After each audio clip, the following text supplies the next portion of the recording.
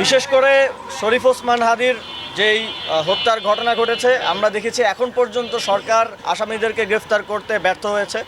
আসামিদেরকে identify করা হয়েছে, তারা কোথায় আছে তাদেরকে সেটাও সরকার নিশ্চিত করতে পারছে না। এটা অত্যন্ত দুঃখজনক এবং এই জায়গা থেকে শুধু আমি না, সকল প্রার্থীর জন্যই একটা ঝুঁকির জায়গা থেকে যায়। বিশেষ করে জুলাই গণঅভ্যুত্থানে যারা নেতৃত্ব দিয়েছে তাদেরকে টার্গেট করা হচ্ছে বলে আমরা বিভিন্ন মাধ্যমে শুনতে পেরেছি, জানতে পেরেছি।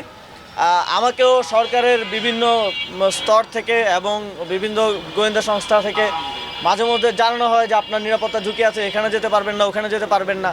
ফলে আমরা যদি ফ্রিলি মুভ না করতে পারি তাহলে নির্বাচনী প্রচারণার ক্ষেত্রে আমরা অনেকটাই পিছিয়ে যাওয়ার সম্ভাবনা আছে। সেক্ষেত্রে আমি মনে করি যে শুধু আমি না, এ ধরনের যাদের ক্ষেত্রেই ঝুঁকি আছে এটা সরকার এবং সরকারের গোয়েন্দা সংস্থাগুলো ভালো বলতে পারবে।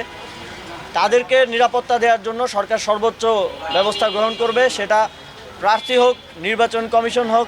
এই সম্পূর্ণ প্রক্রিয়ার সাথে যারা জড়িত আছেন সকলের নিরাপত্তা দেওয়াটা সরকারের এবং আইনশৃঙ্খলা রক্ষাকারী বাহিনীর দায়িত্ব।